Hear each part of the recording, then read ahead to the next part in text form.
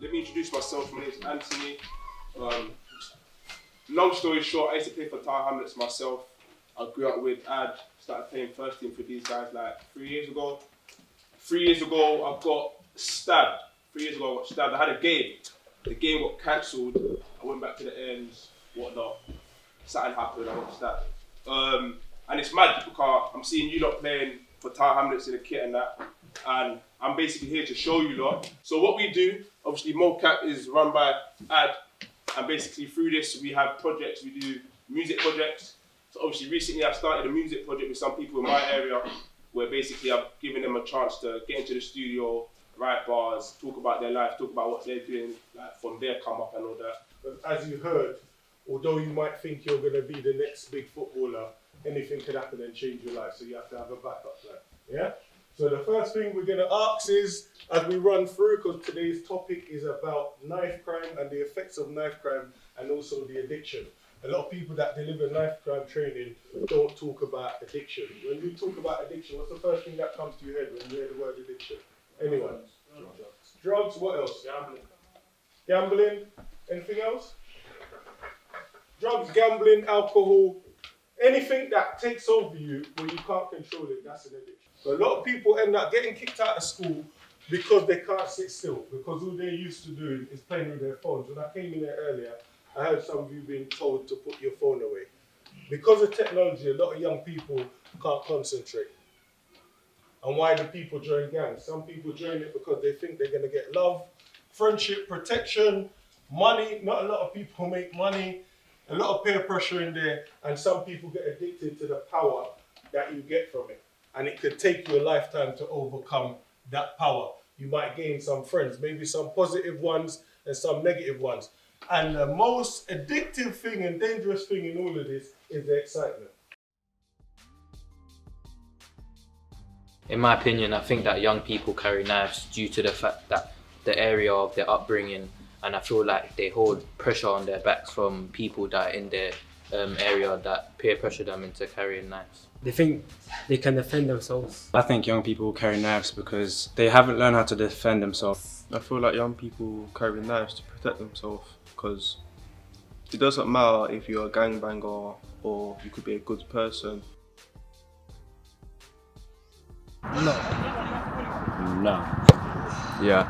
Yes, my uncle and my stepbrother. Yeah, in my area there are people who have been victims of knife crime, but me myself, I have not been a victim of knife crime. 2 years ago I lost a very good teammate of mine, and he wasn't really involved, but he was in and out of them situations. Most of the time in this era, everyone knows someone that's been involved in knife crime.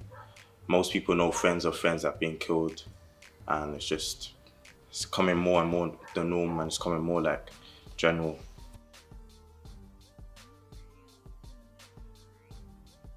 %100%, because it's all about information. More you learn, you understand stuff, and you can help other people not make mistakes what other people made. The people that have talked to us today have given us a lot of in-depth analysis. Like, they're giving us their own stories of other people that they know, and they've made us aware of how it starts and how it ends.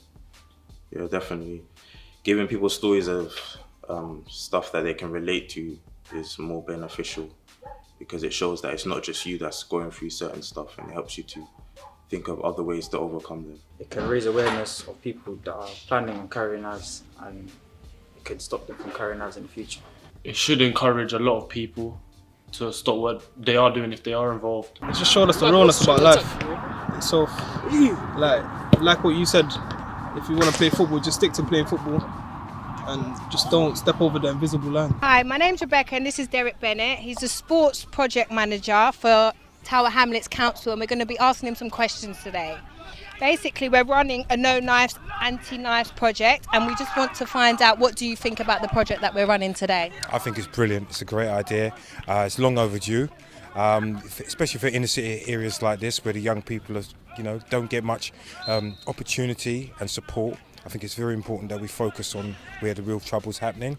So yeah, it's wonderful. It's good that Wise Youth Trust are doing something like this. Really positive. Okay, so the sports project that we're doing today with the youth and the football tournaments, how do you think that helps the youth and keep them off the streets per se? Well, it's good because it makes them engage one another, so it's breaking down barriers between young people. So it's not like postcodes or anything like that. They all come here, they all come in under one focus. And the important thing is to remember is that football is a great leveller for people. Doesn't really matter where you come from, your creed, colour, whatever. Football's football and they can all engage around that. Okay. And what do you think about knife crime in the area at the moment and the rise of it? Personally? Well, it's very, very, very concerning. I mean, you know, with so much young people dying this year already in London and the inner city areas. I'm an inner city person myself and grew up in the inner city areas, and it's just really tragic what's going on. So yeah, it's important that we raise awareness about it and try to encourage the young people not to carry knives. Okay, so today we are doing a lot for the youth, and hopefully we are encouraging them to stay away from knives and kind of promote it, and also let them know that, like, for example, the sentences are like 4 years for carrying a knife and things like that. What else do you think we could do other than just this that could maybe deter them from carrying knives or joining gangs? Well, probably some investment in young people's services. We could reinvest in our young people, encourage them, get them more involved in things so that they can, you know, from school they've got out of school activities to take part in, and that would be good. That would be a good focus. Okay. So, what do you think about the police stop and searching the youth? You know, before I would have been against it, but now I think, you know, at the end of the day, it's important that we try and prevent. But what I would say is this: instead of the police actually stopping and frisking young people down, why don't the police walk with the actual scanners that they can scan for the metal objects? And that would prevent all this thing about, you know, don't come in my personal space and that sort of thing. So I think it'd be important if they actually utilise that and got more of the scanners and actually just say, you know what, we ain't touching you. We don't know, you might have something in your pocket, but if it's metal, we want to know what it is. So there you go. How about that? Okay. Well, thank you, Derek, today for your interview.